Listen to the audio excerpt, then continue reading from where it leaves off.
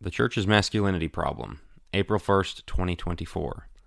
It's not a secret in the medical community that levels of testosterone, the hormone which men typically possess in much higher quantities than women, have been falling precipitously for decades.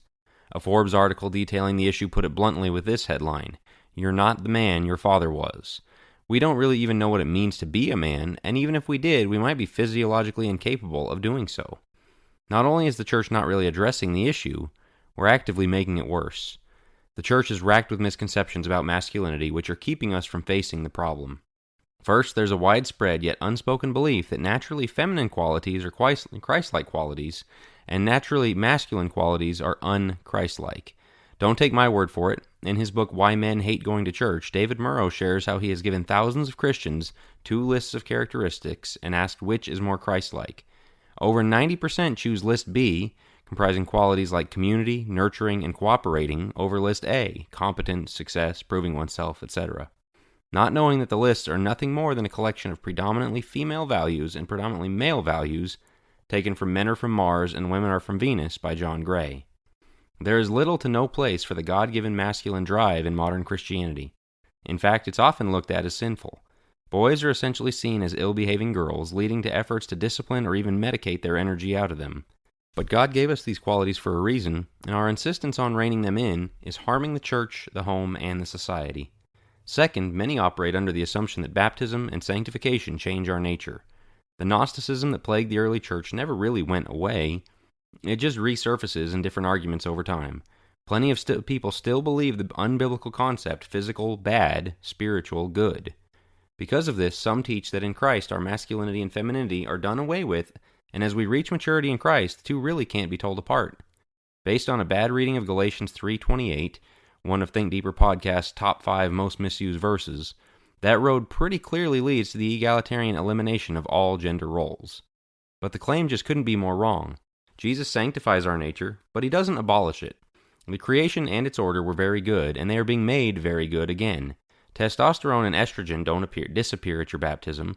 Skeletal structure and musculature don't go away the longer one walks by the Spirit, and the spiritual differences are just as baked in as the physical. We remain different, and that's by God's good design. Third, many believe this kind of discussion isn't relevant to the church. I have no doubt that merely putting the word testosterone in an article about the church will be looked at by some as weird. We should just preach the gospel, the common refrain says. But the Bible is bigger than just a handbook of salvation. It shows God's loving direction over our entire lives, and that includes our respective masculinity and femininity. And when you realize this, you realize there are dire consequences when we drift from God's plan. The problem is, we can't get back to God's plan until we know what it actually is. We know what his plan is not.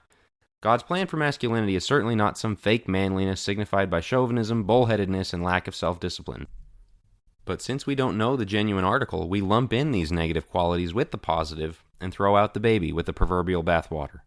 We need to get back to understanding why God placed Adam over the garden, why he chose male generals, kings, prophets, apostles, elders, and preachers, why the hierarchy of the home is what it is, and what qualities he placed in men to carry out these tasks.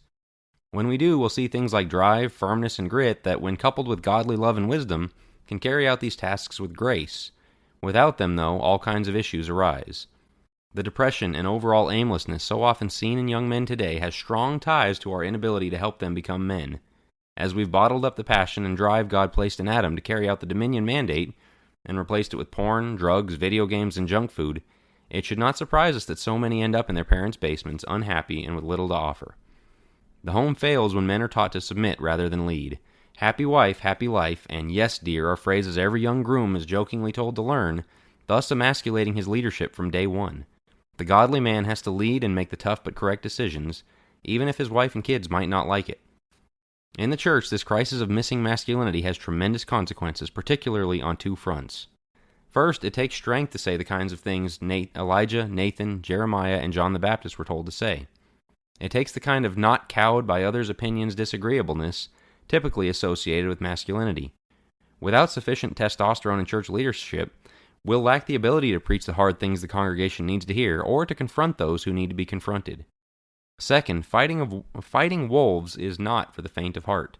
Men are built to take a stand and protect, yet another of those male-female distinctions that don't just get washed away at baptism. This is why the role of elder is reserved to men. They will have to fight off wolves. They will have to mark those who could lead their people astray.